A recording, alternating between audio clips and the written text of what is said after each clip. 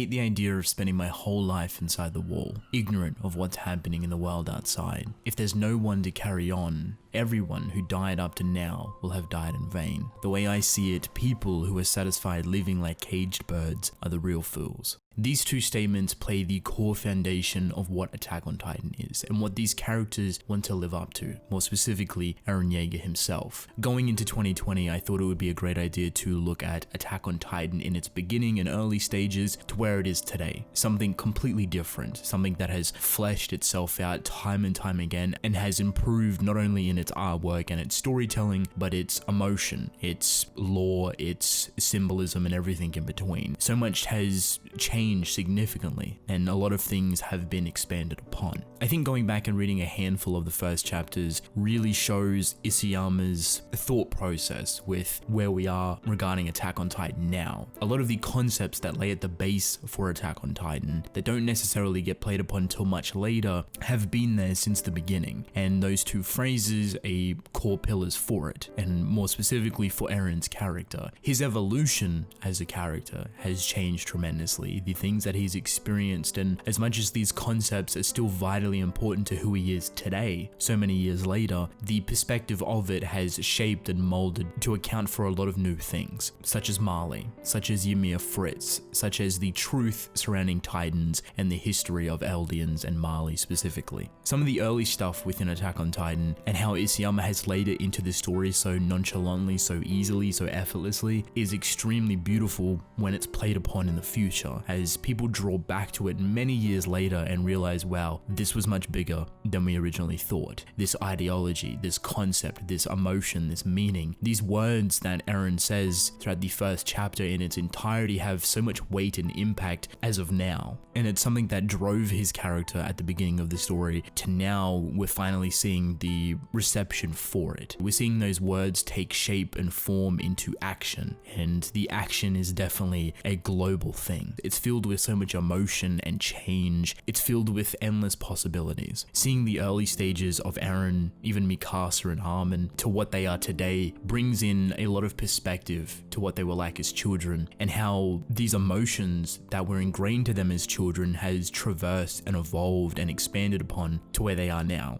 to full-fledged adults, to put simply, and the actions that they take as full-fledged adults because of these emotions that have been built into them. I think it's a good eye-opener for people to go back and just read the first handful of chapters and just to see how Isayama hit a lot of very vitally important things under so many different characters, and even regarding the story, and how he ever so slowly played upon it bit by bit. And with the information and the knowledge that we have now, it's very satisfying to go back and read. We have a lot more context for these concepts and emotions, and it even makes the beginning chapters more impactful, as obviously us as readers know what's going to happen, but seeing how aware of the situation that Eren, even Mikasa, and even Armin were before everything came crumbling down is a pretty amazing thing. Obviously, the story, the emotion, the characters has been shaped and morphed and evolved in so many beautiful ways over so many years. Attack on Titan in 2009 when it first released to Attack on Titan now heading into 2020, the stories are almost completely different, but the build up and the context at the beginning of Attack on Titan's journey to where it is now plays a vitally important role in giving so much more emphasis on these characters and so much weight for these Titans and the ideology of freedom. Something that wasn't entirely important to us now is one of the leading and most important things that Eren is driven off, and the search and push for freedom in freeing his own people in return is the only direction that we are going. As much as all of this stuff has changed, we've almost traversed in a very beautiful circle back to square one. However, during that period, that circle, that revolution, they have grown as characters. They've gained strength and knowledge and everything in between to figure out who they want to be and where they want to go,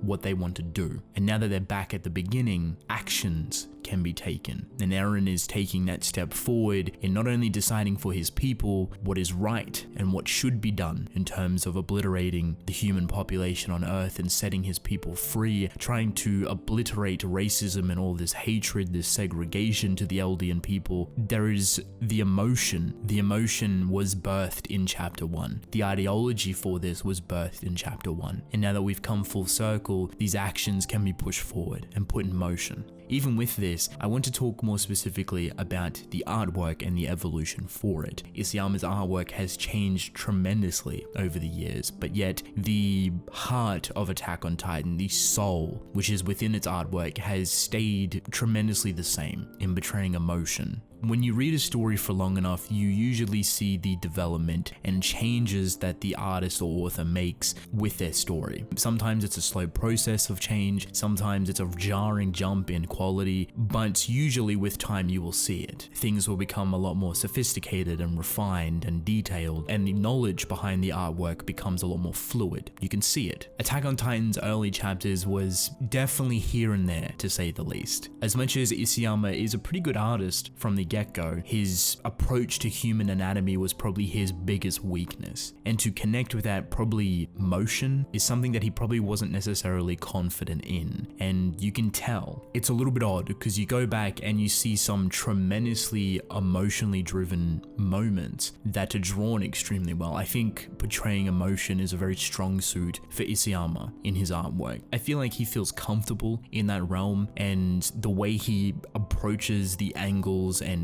how he kind of sets this really beautiful atmosphere for portraying emotion is probably his strongest asset. The first chapter is a pretty good representation of some of his stronger points and also some of his weaker points. A lot of the character anatomy is a little bit wonky and all over the place, as there's some pretty well drawn depictions of Eren and Mikasa and a lot of other characters, but I think it always depends on how close the panel actually is to the character. If it has anything related to distance, this is where I think Isayama gets a little bit caught up with that anatomy and it becomes very stick figurey or very blotchy.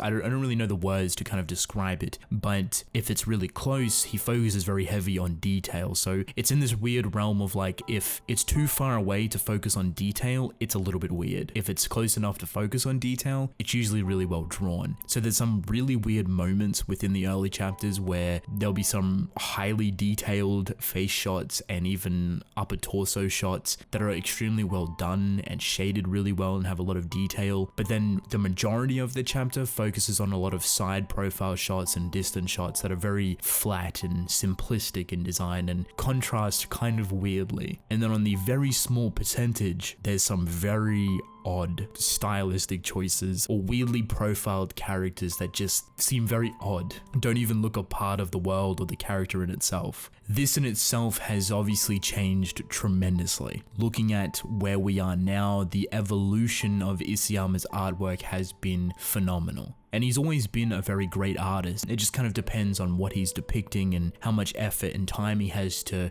put into a specific character or a panel or a scenery, whatever it may be. But without a doubt, he's obviously refined himself time and time again to give some extremely high quality stuff, some very emotional stuff, some very symbolic stuff. And I think even his viewpoint for his artwork, the type of paneling and what he wants to picture in a panel has evolved far beyond than what maybe he even expected. I think a lot of his stuff now is very free-flowing and not necessarily broken up into very methodical panels or slices of panels. Instead, it seems like it's one big storytelling experience. Not a lot of stuff is broken up in a methodical way. Everything flows extremely well into one another, and I think his vision towards how he wants his chapters to pan out and how much detail he wants to put into specific things has improved tremendously. At some points in the early chapters, Eren doesn't even look like Eren, but then at other points, the artwork's pretty good for Eren. Obviously, compared to now, it is night and day. And I think among some of the biggest improvements that he's made over the years, human anatomy and emotion is something that he's refined over and over again. His anatomy is really good now. Don't get me wrong, there's definitely times where it's a little bit odd, a little bit janky, which is completely understandable, but when you can tell he's focusing on it and he's putting time into detail, his anatomy is extremely good. And the way he conveys emotion now is very reminiscent of his very first chapter, especially with the recent Ymir Fritz panel with her crying. Those couple of panels of Ymir Fritz are probably some of the most emotionally driven ones I've seen throughout the entirety of the story. The way he captured Ymir is honestly incredible, and it reminded me heavily of the first chapter with the Survey Corps coming back and telling people that they messed up and that people died in vain because they were ignorant and this and that. And this one mother's reaction to her son dying held that same emotion, even a similar perspective in terms of its paneling work. So he's using the same method, he's just refined it over so many years. You can tell that it's paid off tremendously. Attack on Titan's artwork now is absolutely incredible, it's phenomenal, and as much as people may have been rather weird at the beginning for it, and not really liking it for its artwork, it didn't take long for him to start refining it and working on it, and with the experience that he was getting, his stuff started to evolve, and he felt comfortable with it. Attack on Titan has changed tremendously. The story has evolved into something far bigger than what we ever would have originally thought. The artwork has improved beyond belief, and everything at the moment is absolutely phenomenal. To be honest, as much as I do like the early chapters for Attack on Titan, I would love for Isayama to go back with his experience now, with his knowledge, with his evolution of artwork, and go back and redo the first handful of chapters, very similar to Sue Ishida, who does Tokyo Ghoul, and how he went back many years later to redraw the first chapter. I would love to see his new artwork and his new take on panel perspective to redesign the very first chapter, and just to see how symbolic he could truly get, because they laid in some very massive Easter eggs at the beginning of chapter 1 that we did not know had any context whatsoever till just recently. I would love to see his current take on that, and maybe after he finishes the story, he could potentially do that. Without a doubt, Attack on Titan 2020 is going to be an incredible year,